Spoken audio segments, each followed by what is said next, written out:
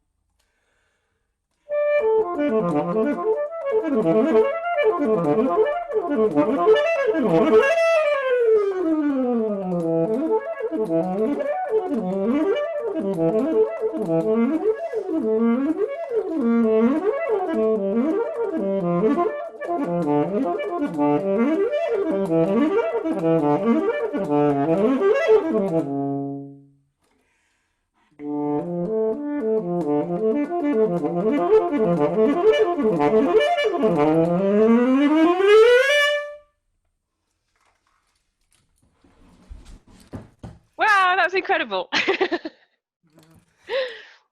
Really, really fantastic. Thank you so much. That's done. Thank you. Fantastic. Brilliant. Absolutely brilliant. It said it was spellbinding and utterly beautiful. Wow. Some comments. So good comments there. Lovely. I'll take that. Fantastic. Yeah, not bad for Wednesday evening. Oh gosh. It's fantastic. Of B minor for anyone who's played that study. Yes, not bother. Not bother. No. So right, we're going to head into the questions now. We have got lots and lots of questions, but you can keep asking them if you wanted to, and I'll see what we can squeeze in. We'll just see how time goes. So obviously I've covered that we met at Chet's when we were 16, but I don't know how you got into music. That's something that I don't remember ever sort of talking about. So how did you get into music? Did you have a musical family? Yeah, I guess my parents and my certainly my gran were very sort of musical. So my dad was a vicar, and so we were always going to church. And I guess church music, whatever you think of the church and so forth, the church music's pretty epic in the true of the word epic. And so yeah, we're always doing music stuff, and kind of still are, yeah. Cool. And was there any inspiration to start the saxophone specifically? Mostly, I keep trying to think if there's a better answer than this. Cooler than anything else I played. So I played like flute, and we did brass band stuff and all of that, but saxophone was just loudest and like just cool. And I'm still trying to come up with a more like grown-up answer, but I'm afraid that's it. That's brilliant. And have there been any inspirational figures sort of on saxophone that you've always held in high esteem? On saxophone, yeah, I guess I have to say like my teachers, really. Yeah, my teachers and my friends, and basically anyone better than me, which is a lot. So a lot of inspiration, yeah. If you weren't a musician, what do you think you might have been? There's what I was thinking, because I've been asked that before. It's what actually I would have been, no idea, but what I'd like to imagine I'd be. Does that make sense? Mm-hmm. So in my imagination, I'd be either a paramedic or a tree surgeon. Okay, interesting. Oh, just you're still quite quiet apparently. So get a bit closer to the microphone, or speak up. As well, is that better? Oh yes, that's much. I think that's better. Yeah. Microphone. There we go. There we go. Lovely. Thank you. Sorry. Okay. Interesting. Yeah. Do you like climbing trees a lot? Mm-hmm. Excellent. Now, family. Good. So you've done some interesting collaborations. Could you tell us about some of them in your career? Yeah, I think I like collaborating with other arts because it takes the sort of limelight off me. So it's more to do with the music I'm playing and other people's input. So most recently, I think it was a project called Sounding Cities, which was working with composers as well as artists, music from lots of music from South Africa and Johannesburg and Birmingham specifically. That's been really interesting.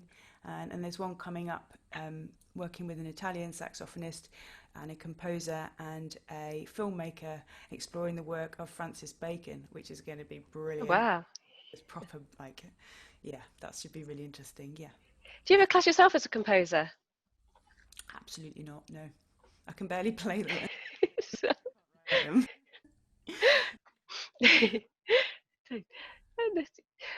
funny. I think you've never changed. You always turn yourself down a bit, you know. But you play really fantastically, but you're still in the same ways of like, oh no, I don't play very well.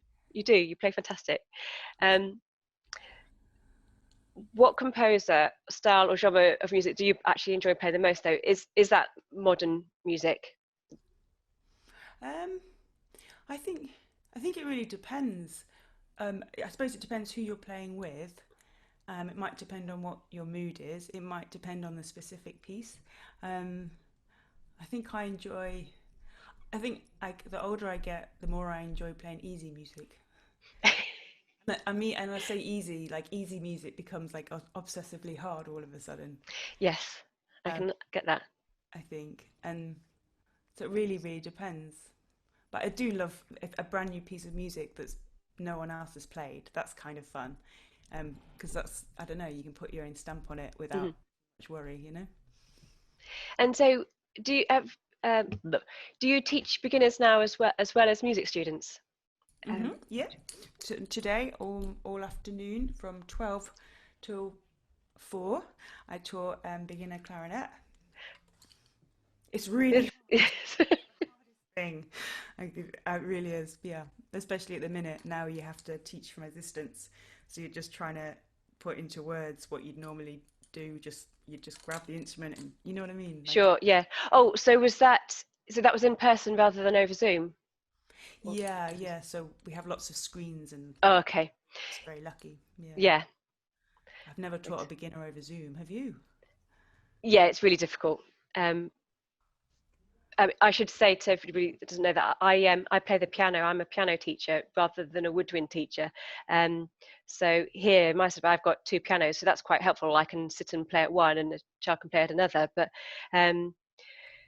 it's difficult with beginners because, like, similarly, you know, you want someone to just get their hand and just show them like how the position of how to use it and how to use their hand in obviously non-forceful way, but yeah, it's tricky, but I think that's the situation that I'm in at the minute with my teaching here, because I suppose I'm a private piano teacher. That's where I'm at. So are those was that in Birmingham or was that in London then? That's in London, yeah. Yeah. River, yeah. Great. So River, sorry. Oh no, it's okay.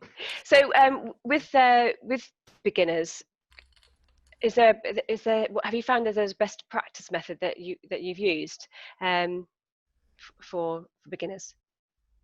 I think I'm probably a little bit, not deliberately lazy, but I think I'm a bit slow with incorporating actual like tutor material, and so because I think if the beginning bit's really fun, because I remember it being like opening the case and like the smell of the instrument Yes, clearly, and just finding it like absolutely enchanting, to then straight away start being really sort of dogmatic about the real kind of details.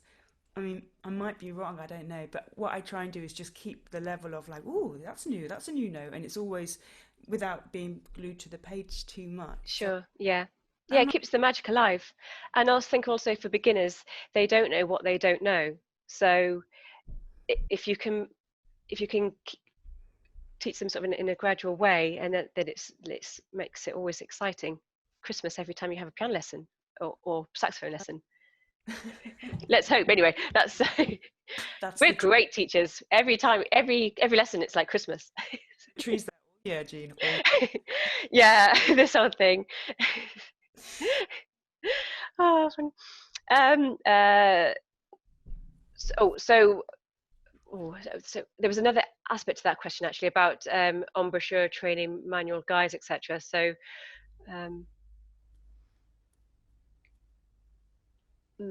what kind of teaching material might you then use after that point? So if you're talking about, I guess, like starting off on the saxophone, I Yeah, suppose. I suppose so. I mean, there's lots of choice now, and I'm not like totally clued up on all the gear and things, but I think you can't go wrong with like a Yamaha 4C, and then a sort of one and a half, two reed, or one and a half reed, and you can use D'Addario or whatever, and then when it comes to the actual instrument, there's lots of choice. I mean, I would personally buy like a second-hand kind of Jupiter or Trevor J. James, a horn, or Yamaha. But there's lots of choice around, and you can hire stuff. And yeah, we hire John Packer saxophones. Actually, they're probably the one of the cheapest saxophones that you could probably get your hands on for about £15 a month. So that's a great option for people looking to start out, especially if you're looking to start something at Christmas as well, because then you don't have an outlay of spending a few £100s on an instrument. You can start off for less than £100. I have to say, it is the most. That sounds absolutely perfect for Christmas, if you don't mind me saying. Yes, well, thank you there.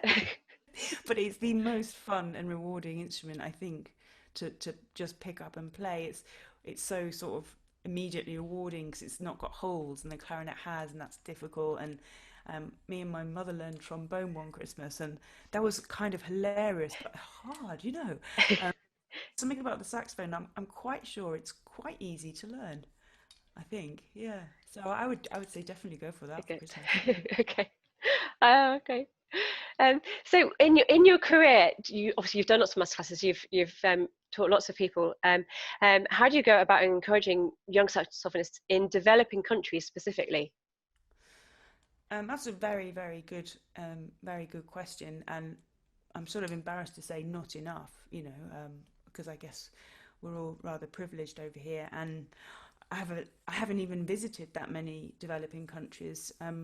All I can think of is I mentioned the Sounding Cities project, that collaboration, and we did go to Johannesburg there, and I mean I basically learned more than I taught. I think it was a real eye opener in many ways. But since then, I think I learned a lot about how to work with how music can bring everyone together as long as there's mutual respect and a willingness to sort of create something. That was something very interesting. Maybe there's quite a lot of us musicians that are sometimes thinking, oh, I have, what can I do that really helps the bigger picture? It's so easy just to exist on our own doorsteps. So it's something I need to think about more, to be honest. Well, I think we're all going to change a little bit from this year, aren't we? And be thinking of different things we can be doing. I think the interesting thing is that how I'd never heard of Zoom before this year, and how all of a sudden it's so easy. Well, not easy, if you've got the setup, but you can access people in a whole new way. So you can have lessons remotely in all sorts of different places. So if you're teaching, you can have pupils from all over the country and as well. So yes, if you're touting for business, Naomi, now might be the time. Okay. But how do you think your students would describe you as a teacher? I don't want to know. They probably think I'm funnier than I am, that I'm a bit weird, have a tendency not to be punctual. I don't know. I would hope that they at least think I try hard and I'm honest, and I try not to like fob people off. Like if I don't know, I just say I don't know, and I really care about it. I think. So I hope at least some of that kind of filters through via osmosis. And I have dedicated since, what were you saying, Cheatham's was what, 22 years ago. Okay, yeah, for 22 years. So there must be something in that. Yeah, it's crazy, isn't it? Did you have a brand new teacher when you got to Chet's, or was it the same? Yeah, I had Jim Muirhead. Yeah, because my piano teacher, I'd had him just beforehand, so it was kind of great to have a sort of a familiar face there. My poor mum used to drive me up to Manchester every 3 weekends, every third weekend up to Manchester and back in a day, just to have piano lessons. And I don't think I ever appreciated what a thing that is and what dedication that is. I mean, I don't think I was particularly good either, to be honest. Don't think I am now, but she still supported me to do that. And I think whilst I was practicing, it was kind of a willingness on her part to do it. So she's not watching, but thanks, Mum. Yeah. Anyway, we should talk about the saxophone more. So how many saxophones do you have? I've got 2 sopranos, 1 alto, 2 tenors, and a baritone. The soprano's for sale, and the tenor actually. How do you decide which one to play? Because I'm shameful and have favourites. So I just ignore one. I just isn't my favourite. So yeah. So when you say you're not in favour anymore, that's it. I'm going to tell you. Do you feel sentimental about them in any way? Yes. Yeah. Very. Yeah, but the one that you've got to sell, not so much. I could go on for about 14 hours, but I do get sentimental because you sort of drag these things around with you, don't you? These inanimate objects, and they cause you all these sort of extreme emotions of sometimes absolute horror, sometimes elation, and so then to sort of part with it is difficult. But I suppose weirdly, most of what you do with the thing comes from like your head and your mouth. Sure. Read. So. Yeah. So what saxophone have you got to sell? I'm selling. Thanks. Yeah, we'll come back to it. A Mark 6 soprano that's absolutely beautiful. A Mark 6. Now they're quite held in quite high regard, aren't they? Mark 6s. I mean, yeah, I think they're very popular for this sound they have. You know, I think they're sort of tenor Mark 6s are massively popular, especially with jazz players. Yeah. I mean, I don't play saxophone, but I got familiar with Mark 6. You know. So. Okay, well, if anyone's interested in that, then do get in touch, and we'll put you in contact with Naomi about how you can, you know, maybe get your hands on this saxophone. So what about this? Tell us a little bit more about the saxophones then that you play, and what the sort of how you use them in combination with your reeds and the mouthpieces that you use. Well, at the minute, I'm mostly doing soprano and alto. So this is my alto series 2. It's quite an old one. I won't tell you the serial number, you don't need to know that. I found this fancy crook actually, which I bought years ago and never used it, but I'm using that now. So I've got a fancy crook, which is very professional. Is that by Salma as well, or is it different? Yeah, me and a friend went to the factory and tried a bunch of stuff, and I just bought it on a whim. And then C-star mouthpiece, I've got my D'Addario Strength 3.0 plus reeds. And this is just a ligature that I've actually borrowed off a student from Taiwan, made by Air Music. And I think it's made of platinum, which is really fancy. But I'm just using it. A bit fell off my normal ligature. Yeah. And soprano, Mark 6 soprano with C-star, Salma concept mouthpiece, which is kind of cool. And then D'Addario reeds. And again, Air Music ligature. There we go. Fantastic. And can you play sax as a professional with a soft reed? Yeah. There was before lockdown this time last year, I was talking to a Swiss saxophonist, and someone had written him a piece for baritone saxophone that called for a paper reed, and posted him this like paper reed, and you just literally like blow, and then it was so definitely he was very professional. And that was very modern music then. Yeah. So more like it was like a sound effect. Right. Okay. Interesting. And so, do you have a favourite mouthpiece? Ones that you've got.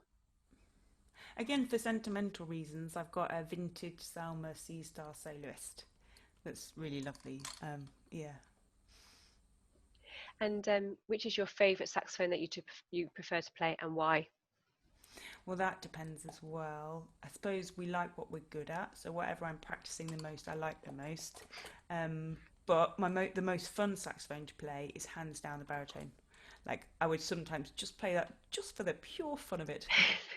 There's a video with Andy Tweed, and I think you were playing Barry in that. So, yeah. Yeah. I really liked that one. It was really fun. That's near you, isn't it, Old Sarum? Yes, yes, it is. Yeah, not too far. Too far. Okay, so another question.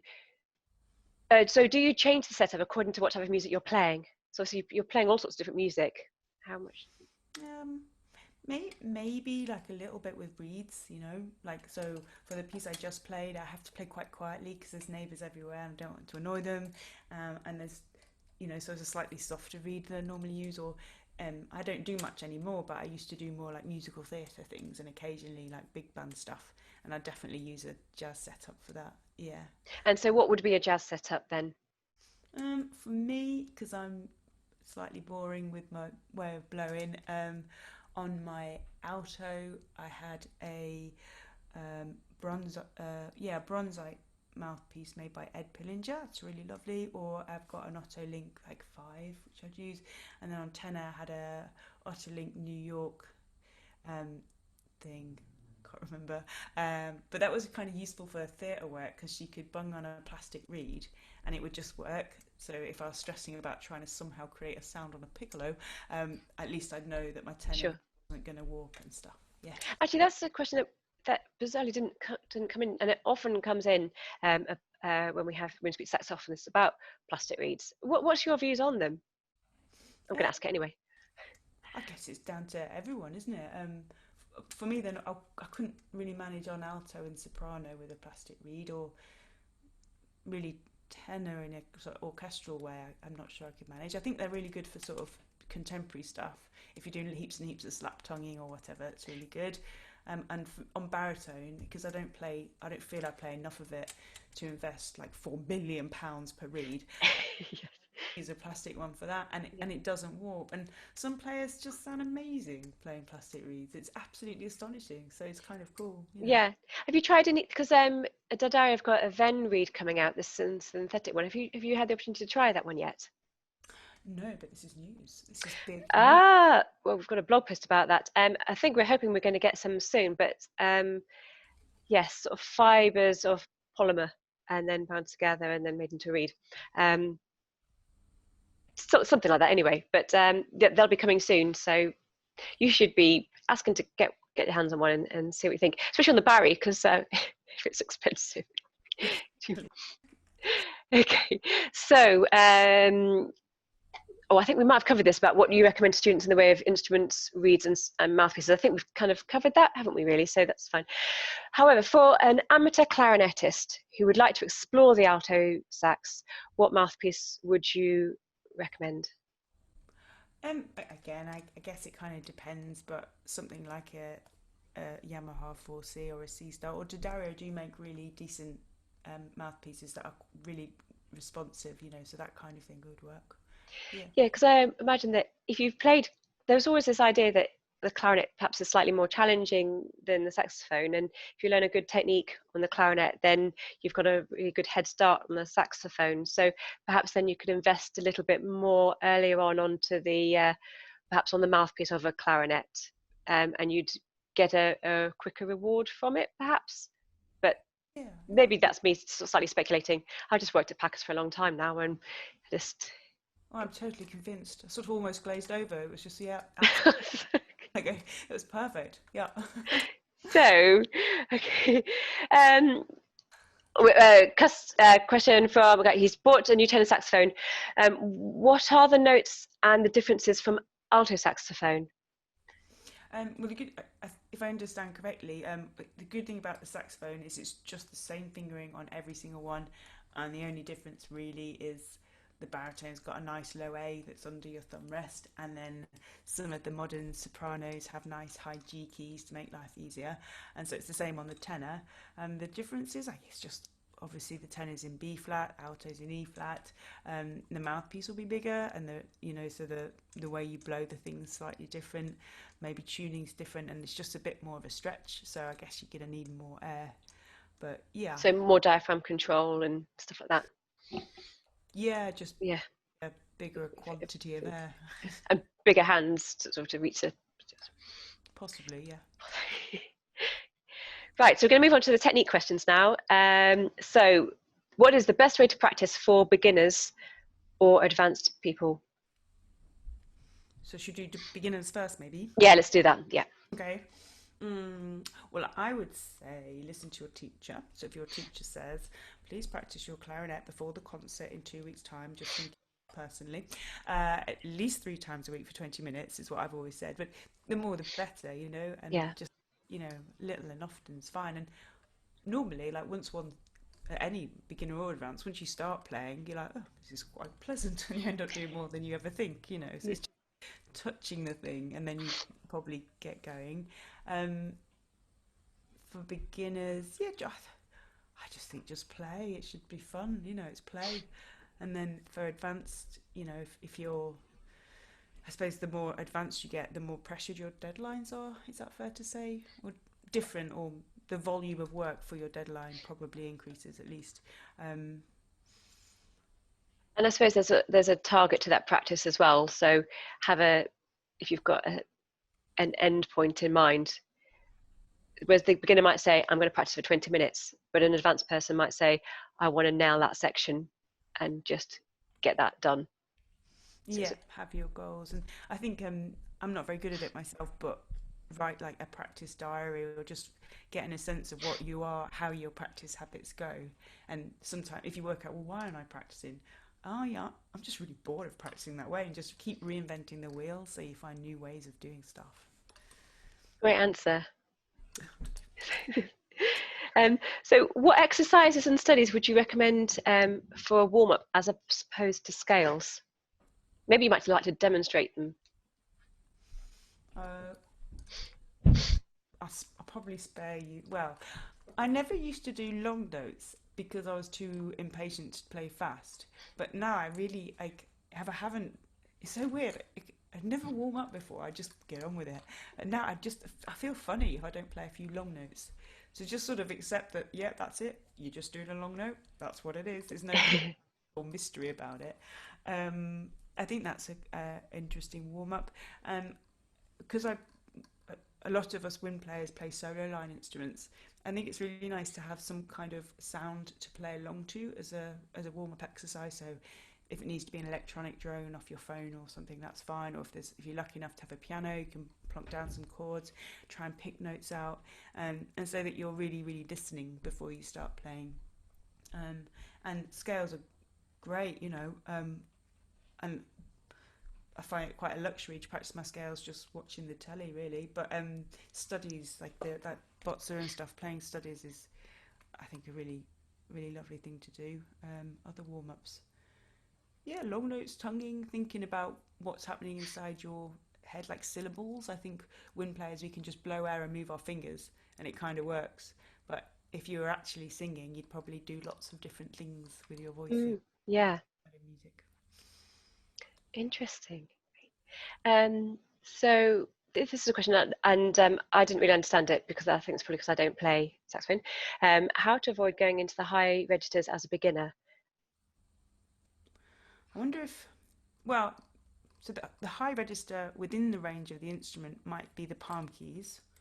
So to avoid that, I guess you just need to be really careful that there's enough space in your hand.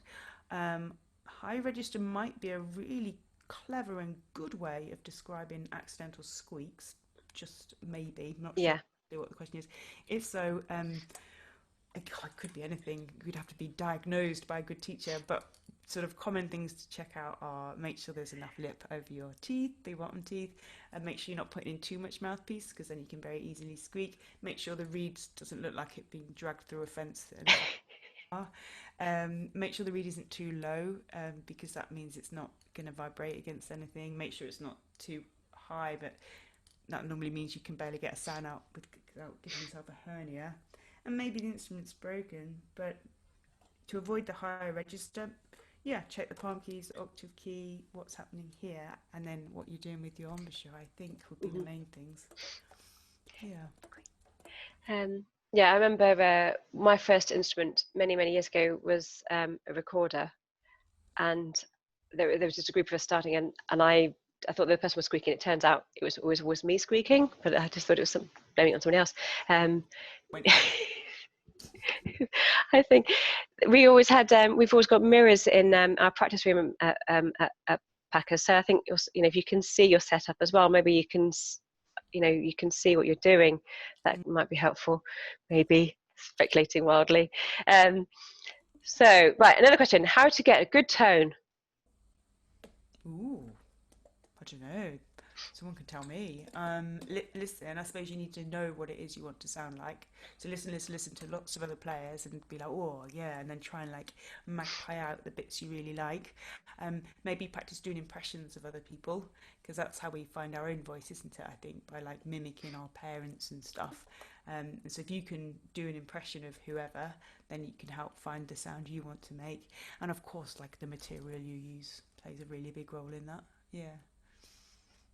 So with you do a lot of modern music, a lot of modern repertoire, and you've used some really interesting techniques in some of the videos that I've seen. Could you just give me a bit of a rundown on some of the things that you do, and perhaps give some examples how you achieve them? Certainly, Jean. Thank you. I'm actually going to forget something now, but I should try and remember. So, I guess it comes under this bracket of extended techniques, which is really, I don't know why. Maybe it's all instruments. I'll be curious to know, but I think composers really like using these new sounds, maybe because they want to stretch what the instrument can do. I'll spare you of there's some really strange ones you can do. So I was working with a composer and he wanted me to put a euphonium mouthpiece here Okay. and then play it like a sort of elaborate trumpet, which I think Adolf Sax would have really liked because he was massively into his brass. However, I couldn't quite get it to work.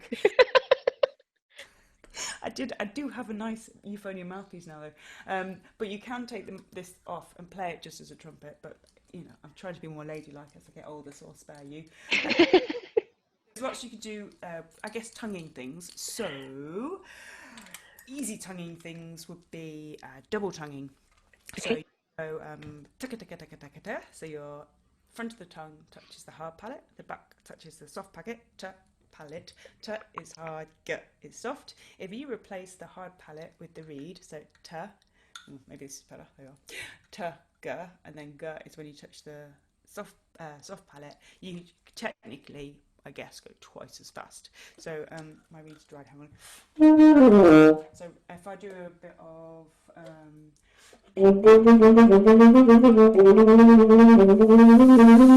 that's single tonguing. You could try and do double tonguing. That's not my best ever double tonguing, but you get the idea. Yep. Mm-hmm. Around it, and you can play tunes like the William Tell Overture. If anyone can roll their R's, tongue, so you'd be very good at flutter tongue, Jean. Thank you very much. That's cool. Oh, good. It's lovely on the flute, I think. And something on the saxophone that's really popular is slap tongue. Was that when it goes like pop? Yeah. Yeah, I think I heard that a lot in one of those pieces, and I was like, what's that? It's a good trick you can play if you if you want to catch the attention of a slightly distracted young beginner clarinetist, you can just go and pretend you're plucking your saxophone. What? That's great, and it's really fun slap tongue, I think. And there's a saxophonist who lots of sort of established players will know, called Rudy Wiedoeft, and he was like just a champion slap tonger. It's great, yeah. Flutter tongue, and then subtones kind of cool. So I guess it's a way of playing super quiet. So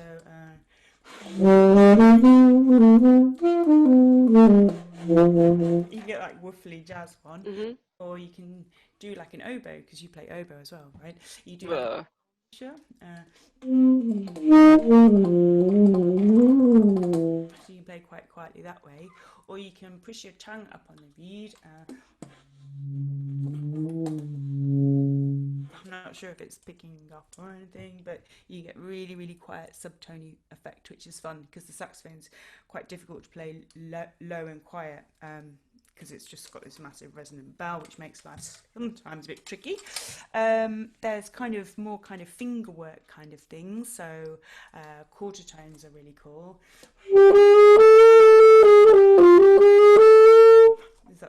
few quarter tones there. So that's a semitone cut in half. They're really cool. Wow. So, and how are you doing that then? Are you just pressing notes down? What? Yeah, one of my lockdown projects was to get really good at chromatic quarter tone scales, but then my sister sent me her login details for Netflix. So yeah, quarter tones is mostly fingerings. There's a couple that you have to do slightly different things, like lip it down or half whole things. Sure. Yeah. Glissando, so clarinets are famous for glissing, as are trombones, incidentally. But the saxophone. You can get quite a lot of slidiness the higher you go. Your neighbours must love you. They really don't. Altissimo is very. So yeah, altissimo is playing outside the natural range of the instrument, and that's been part of the evolution of the saxophone since it was around. Really, so there's this guy called Sigurd Rascher who was a pioneer, I suppose, and he was absolutely committed to the fact that the saxophone could play very, very high. So the lowest note would be a written B flat, and you can go quite a lot higher. And again, a bit higher, but I'll save both what dregs of pride I have and by naught. Growl is kind of cool. So if you want to, like, if you think of like rock tenor saxophone, that kind of sounds fun. And you can even sing like pitch notes. So you can almost hear like the harmony by yourself. And a really fun, for me, fun extended is multiphonics. So anyone who's like new to saxophone, if you've worked out your low C, which takes a bit of faffing with because it can be awkward, if you just play your low C and lift your F key, that is the classic multiphonics. It just pops out, and so you kind of play many tones, and some of them can be quite pretty, so you can get more tonal multiphonics. There's probably more. I did write some. Let me check my list. So, circular breathing. That's a classic. Oh yeah. So. Sorry if I just shout. I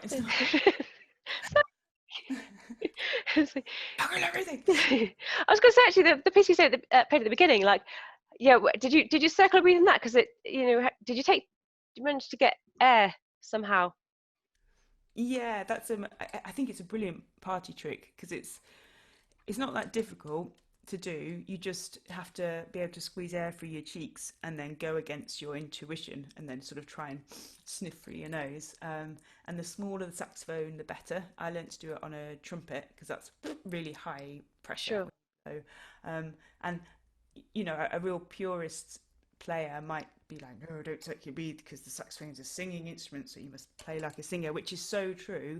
But for me, that's made my regular breathing better because the anxiety of keeling over went away. So I was all right because you could always circular breathe, and then this would have been a long time ago, and I was like, and it's helped me with that. Yeah. Could you do it just on a mouthpiece? Do you need to have an instrument to circular breathe to practice it?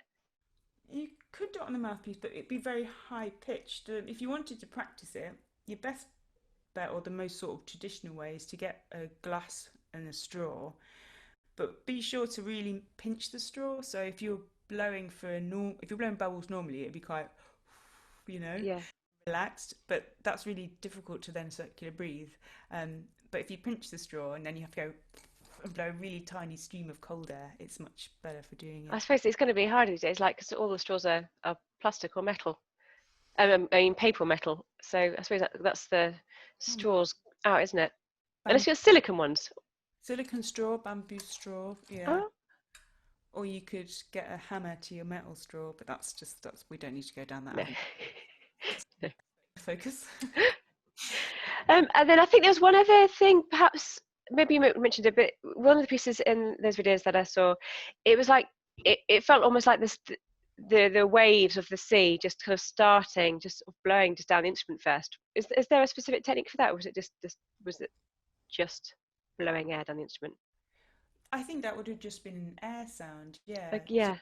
So blow air normally, it just sounds like you're warming the tube up. But if you sort of go, if you just do the sound that you'd make messing. Yeah, it was the one, and then your pianist, she was sort of like smoothing over the piano, the strings of the piano, and it had this sort of very, just felt like water, music washing over you.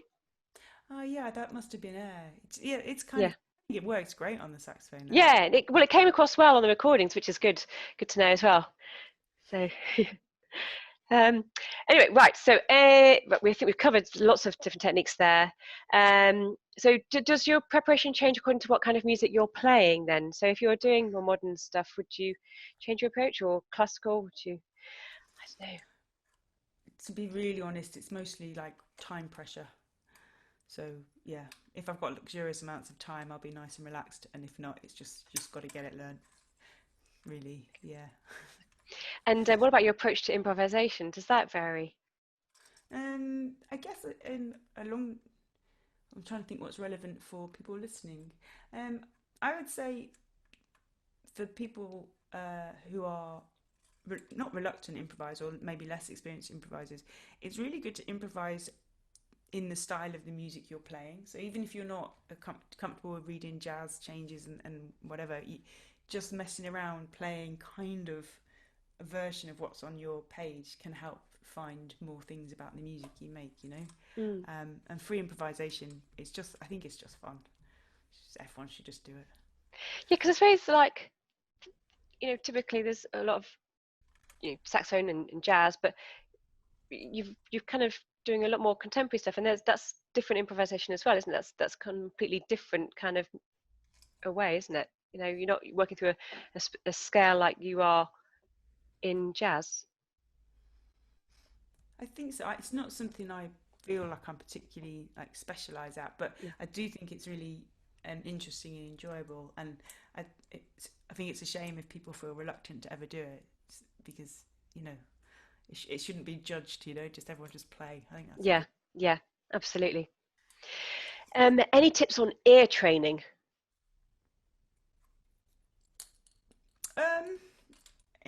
On a practical note, going back to using a piano and blending and thinking about the sound and blend, singing, I suppose, like being able to sing intervals, playing, messing around on other instruments must be a good way of like working out what your ears are doing. I used to be terrible at transposition, and then I've gradually got better at that. I think that's good.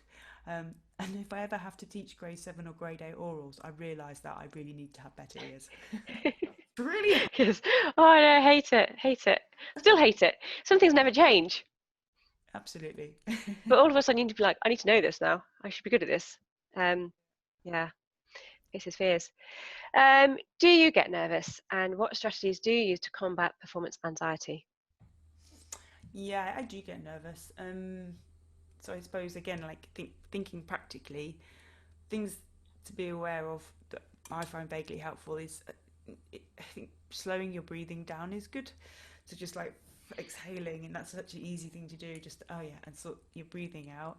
I guess it's adrenaline is what makes sometimes nerves be unhelpful, because you sort of lose the adrenaline means things go wrong, and so adrenaline only lasts for a certain amount of time. So just know that it's not forever. I would say read, because everyone's different. Do loads of reading and researching. And what I miss at the minute is that so much of my time I'd just be spent chatting, like kind of like we are, Mm-hmm. and I'd be listening and asking questions and going, oh, how do you warm up? How do you do this?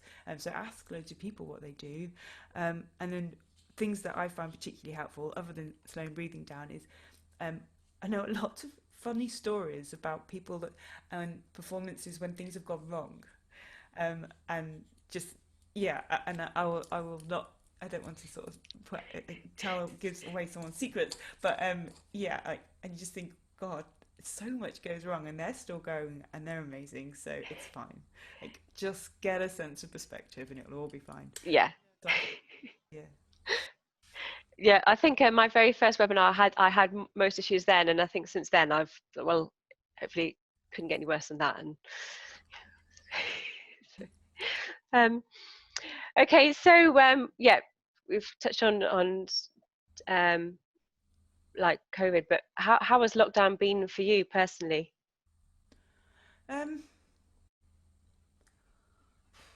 Long. It's long, isn't it? It's been long. It's weird, isn't it? Because it's sort of when you think about what's happened and all the sort of awfulness of it, it's quite shocking. And then at the same time, I guess like what you're doing about people in developing countries, or then you look at your own doorstep. And I suppose I've been quite lucky because I've had my teaching and I've had time not to travel all the time, and so got to go in my garden and do stuff like that, and practice studies again, and and just sort of have a bit of a break to organise life really. So I've been lucky. Yeah. Well, I enjoy complaining, but I won't. Yeah.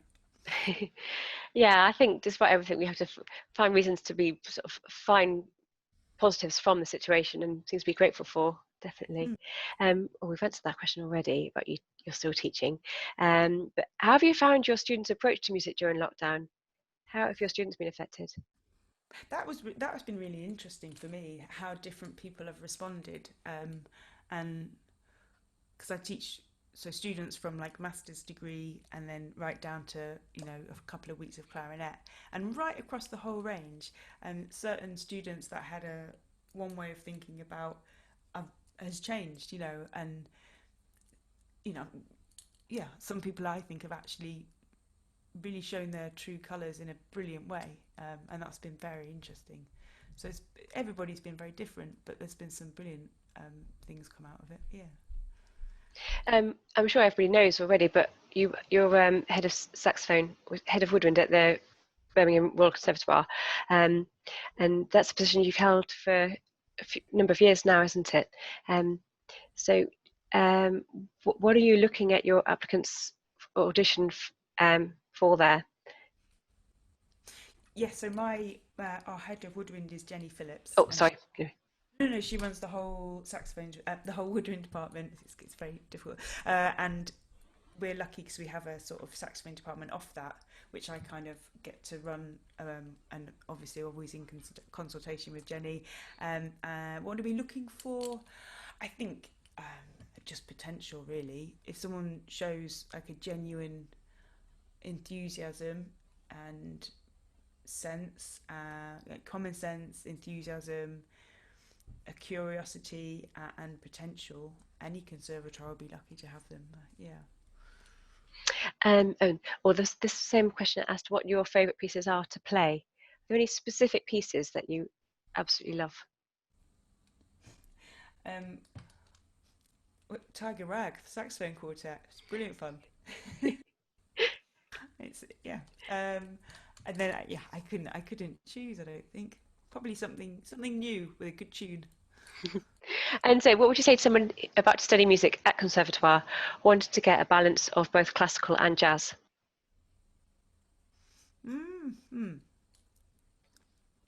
Oh, I'd say good luck. I think it's hard to do both, I would think really carefully and maybe see which way you leaned, and accept that maybe we all kind of lean one way more than the other. When do you have to make that decision? Did you have to make a decision about that at Chet's even? Not consciously. I've never been told you have to do that, this or that. Maybe sort of don't worry too much about it. Keep listening and learning and playing, and time, if you're just starting out, time's on your side, and then over time things will happen, and it doesn't have to be sort of a grand plan of dominating both fields. You can just keep evolving. That's not too much. Yeah. Oh no, I remember we had a talk in the piano department once by this professional pianist. I can't remember his name, but he kind of looked a little bit like Rick Mail, and he just spaces. He in a rather interesting way, he told everybody that all the pianists that you're never going to be famous if you play Chopin. If you want to make in playing the piano, you need to be doing something different. And then he played a concert, and I think he was just playing 4 notes on repeat, and we all were like, I don't want to play this. It was and then at the interval we all went, and we kind of left, and then we didn't go back, and we got very much told off the next day that you must go back to the concerts, but we were like, yeah, it was awful. It was obviously those four notes were played beautifully and with much intensity, but yeah, I think you have to find a balance of what, you have to still be true to your own heart, don't you, really, and what you really enjoy playing and listening to, perhaps. And I'd rather play Chopin than be famous. I'd love to be able to play Chopin. Can you imagine? Yeah, absolutely. Like, when I see people doing that, like, one note at a time, please. That's another interesting. So another. It's funny. I've been, obviously, little memories come back from the 22 years. Oh, that's a funny one. Right. Anyway, so we mentioned earlier about the Illuminate Women, and I've put a lot of posts out recently with the concert that you've been doing. That specifically promotes female musicians and composers. So I thought, in light of that, you might have some ideas about how we can do more to sort of support female artists. Yeah. So I suppose it's not just female artists, is it?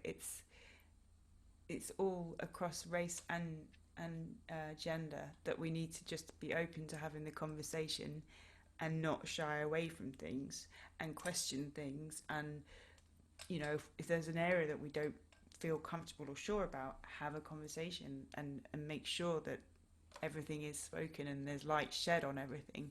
And so by illuminating, do you see what I did there? That was Yeah. I'll see you at midnight. I'll still be going. By shining light, like, look, there are these women and they've written this amazing music, and I've learned just through researching programs for that series, I've learned about so many composers that I didn't know much about. And I think one of the best pieces for two saxophones, it was originally for bassoon, but it's so good on baritone saxophones, by Sofia Gubaidulina. It's just like brilliant, and a friend introduced me to that.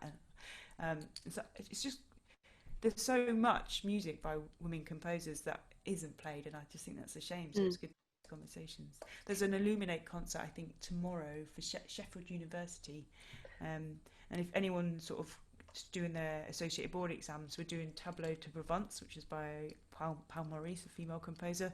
So that might be interesting for anybody who wants even more saxophone during the night. So are you going to Sheffield tomorrow, or is that a streaming? I don't understand.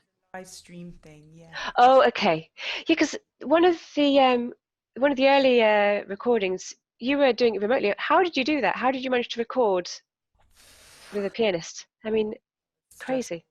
It's just, my living room was just a mess, like floor to ceiling chaos, and then this oasis of like zen. We just did it separately and put it together. I think loads of people have been having to do that. It was just, oh, literally like that. I wasn't sure if you were somehow finding some way of communicating while you're doing it.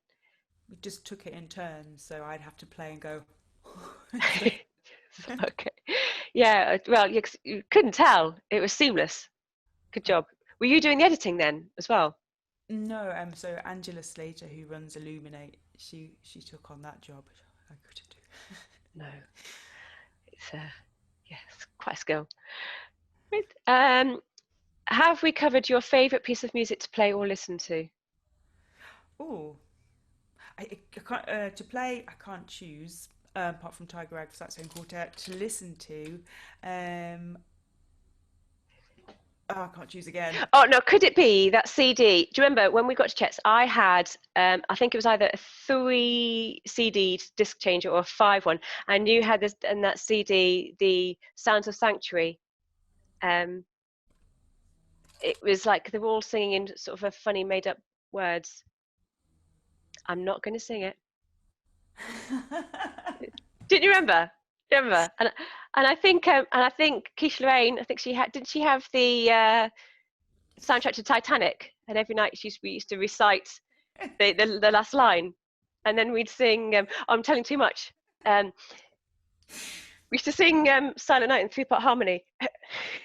Forgotten that. I can say that Titanic definitely isn't my all-time favourite to listen to or play. In fact, that's probably a strong contender for right at the bottom. Yeah, I think we can just leave it there. Yeah, well, yes, best had. Yeah. What's that? Yeah. Best musical lesson you've received? That's probably yet to come, isn't it? Oh, that's such a good question. It is a good question. What's your best musical? Uh, what was the question? Musical The lesson. lesson you've received. I had a great piano teacher who was a weightlifter, and he wasn't what you'd suggest would be either a natural looking or even in his mentality, really, and sort of what you think of as a piano teacher. But he taught me to play in a very sort of fun way. There's a lot of sort of Karate Kid and analogies kind of going on there, but he definitely instilled me with some confidence when I really needed it. But more recently, I've been training as a Suzuki piano teacher, and I think I understand a lot more now about kind of growth mindset. And I think now I'm in that process of understanding to be a better musician is just to, I don't want to say accept your limitations, because I don't think anybody has any limitations, but to accept where you are musically now and know that with dedication and practice you can keep on growing, and there is no end to your abilities, but just you need to decide how much you're prepared to sacrifice for it, or sacrifice / invest, for the joy of playing as well, for yourself or for the others. That's a bit my waffly answer. No, that's brilliant. Yeah, because I guess no one's going to be the best. There's not going to be, but What's the point? but Yeah. to say, so just say your bit, and that's fine, and that's okay. Yeah. Um, Rachel asked one because she wants to know what was the piece of music called. Was that, Rachel, I'm speaking to you directly now, was that the piece that Naomi played at the start? If it is, just let me know, and we'll just to get that clarified. And if not, then if we come to my last question, which is about what's on your Christmas list. Ooh. Ooh. Well, obviously, world peace, no more corona. It's definitely not a recession, because that's not going to happen. I would really like an encyclopedia of all the vegetables from around the world, and a description. And I even got as far as Googling if such thing exists. I'd like that. I'd obviously like my new D'Addario synthetic reed and my Yamaha digital. What were you telling me about? The YDS 150, yes, a digital saxophone. Yeah, I think they're kind of like goose eggs now, golden eggs. Yeah, and I'd like to hang out with my family at some point. That's on my Christmas. Excuse me. Sorry about I'm weird. that. Sorry about that, everybody. Oh, Rachel says the bassoon transcription, if possible. Sofia Gubajdulina, and it's Duo Sonata, I believe it's called. I've probably got that wrong. But Just say it again one more time. So Sofia Gubajdulina, a Russian composer, and it's called Duo Sonata. Okay, hopefully that's clear. It's on a CD with Claude Delong, and I think Damien Renier is playing baritone as well. It's on a CD called The Russian Saxophone, and it's released by BIS, B-I-S. Okay. I'm 99% sure that's correct information. You can edit it if it's not. Okay. Right, we've just got a couple of other questions. Jean, can you tell me whether we're doing repairs and services at the moment? Yes, we are doing repairs and services, but you will need to give us a call, the repair shop, just to find out availability. But yes, there are members of the repair team in. Any tips for someone who plays? Oh, this is Jane. Hi, Jane. Any tips for someone who plays the clarinet and will be moving on to the curved soprano saxophone at some point? My teacher says that transferable once you get to grade 5, but is that really true? And a good saxophone read for clarinet players. Hi, Jane. Yeah, so tips for transferring from clarinet to saxophone. Well, I suppose the curved soprano, it's still quite small, but I think essentially the saxophone, you can have more curved fingers. So clarinet is good to be a wee bit flat, isn't it? So you cover the holes. But saxophone, you can be more like picking up an apple or something. You can be a bit more whistly, a bit more sides in, with the chops, so you can get a slightly more kind of resonant sound, get more air through the thing. Maybe don't be tempted to use too hard a reed, because I guess the clarinet sounds beautiful and woody, especially in the low register. And when you go to the saxophone, it might be like whew, punchy, like suddenly a really like bright. I think just go with that for now, and just develop a slightly more kind of fuller way of blowing the thing. And I find like a clarinet, if I go above the break, it just sounds dire. So you can probably just try and sort of feel a bit more grounded with the saxophone and know that you can just keep singing all the way up. And modern instruments are made really well, so they blow kind of pretty in tune the higher you get, you know. Is that enough tips? Yep. I'm sure Jane will be really grateful for that answer. Thank you. So there's a good saxophone reed for clarinet player. So Well, that would depend on the mouthpiece for sure. But if you're using like, I don't know, if you're using a Van Doren B40, say, you might be using a strength 3 reed, maybe, or 2.5, depending what level you're at. Say you're using a C-Star Salma mouthpiece, then a 2.5, 3 would equate. So I think the best thing would be to tell someone in the shop like what your regular setup is, and then check the comparison to saxophone. Or yeah. send an email and I can say. Yeah, or Jane, if just give us a call and we can split boxes, so we can send you a selection so you can see what suits you best and just try things out, see what works for you. John asked, what is the best method for older beginners? I don't know if this is teaching yourself or having lessons. That probably means a lot of tutor books to begin with can be a little bit geared towards younger players, so not necessarily massively engaging maybe for adults. Yeah, normally if I'm teaching an adult beginner, it will really depend on them as an individual and what musical experience they've had.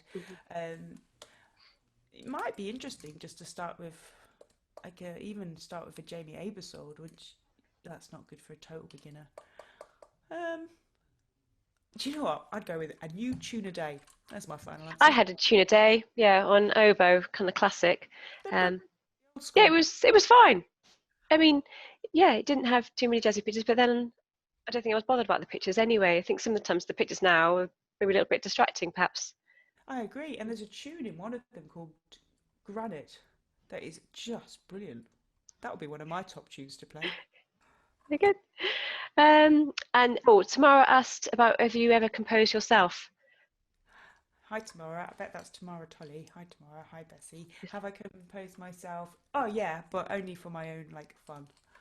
Yeah, not. I think 2021 you should put your compositions out there. What kind of stuff are you composing? Just like noodly things. Noodles.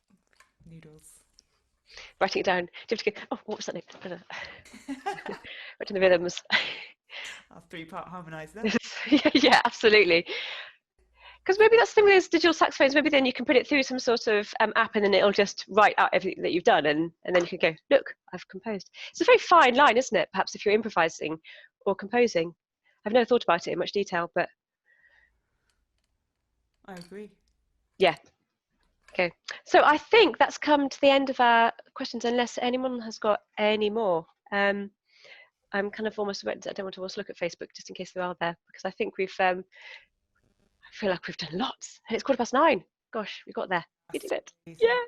No, that's good. No, it's all good. It's been so much fun. So, right, with that, I think we're going to wrap up then. Okay, we're at the time. Okay. Thank you so much, Jean. Thank you to you and Packers and D'Addario. It's nice just to talk. So thank you. Yeah, absolutely. It's been a lot of fun. It's been so much fun. Yeah, really great catching up on those lost years. But I have to take responsibility. It's largely been my fault for not maintaining our friendship after school. But I sincerely hope that one day we could meet up again in person, because it would be great just to see you perform in normal settings. All these different techniques that you're doing, because you are a fantastic player, and you always were and you always will be, and it'll be great just to see you perform, and also to reminisce without an audience. It's really, don't mention that, and then the guy with Tourette's, there's just so many different things, the plastic bags. Anyway, so thank you for answering all the many and varied questions so thoughtfully, and it's been jolly good fun. To everybody that's joined us tonight on Zoom or on Facebook, thank you very much for joining us. Your support and encouragement really does inspire us to continue with these events, as stress-inducing as they are. So if you have enjoyed the session, please do let me know, give us a comment, and perhaps share the video with your friends. And if this is the first session that you've watched, I really would urge you to explore the others on our John Packer Facebook or YouTube pages. From the comfort of my home, it's been a real privilege and hugely educational chatting with other musicians. To give you a quick taste, I've spoken with Yamaha artist and young musician finalist Matilda Lloyd and Rob Burton. You might know Rob, actually. Do you know Rob Burton? I'm sure you do. Brass legend Dennis Wick, fantastic trombonist. Buffet clarinet artist and lovely gent Andrew Mariner, trombone YouTuber Christopher Bill, sax legend Snake Davis, definitely know him, jazz hip hop fusion trumpeter Anita Johnson in America. If you don't know her, you really should, because she was fantastic. And last month, pearl flute artist and very fun Elizabeth Walker. So there we go. It's been a busy old year for me. But now this is the last session of the year, and if the tree wasn't hint enough, I wanted to remind you that it's Christmas soon.